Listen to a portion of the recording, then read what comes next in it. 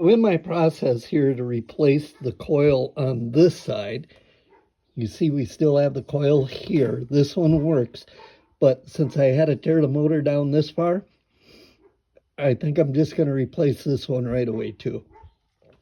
And of course, one of these bolts that holds the coil on would not come out. So I landed up, I broke the head off. I tried everything possible that I knew to get that out of there, because I had, about an inch sticking up. And I put a vice grips on there. That didn't work. I heated it up with a torch to break the rust free. That didn't work. I used penetrating oil. That didn't work. I tried to do it as gently as possible, but I landed up breaking it. So I tapped the top in the center with a punch to kind of get myself started. Then I took my drill with my steel bits and I drilled it this far. Now what I'm going to do is I'm going to see if I can get a reverse drill bit to drill the rest of the way into this and see if I can get it to turn out. I got a couple tools in town I can use on that. I'll let you know how this works. So I got this Irwin Hansen bit, and this goes in reverse actually.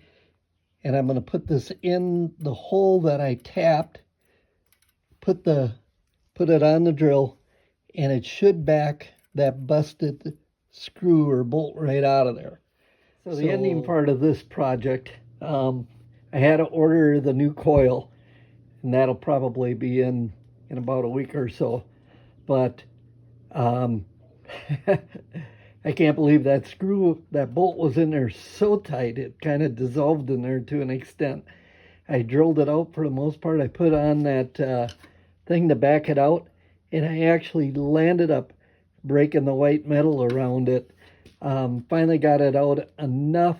I can thread in there enough. I'm going to put some Loctite. I got some of the Permatex Loctite. I'll put that on the bottom.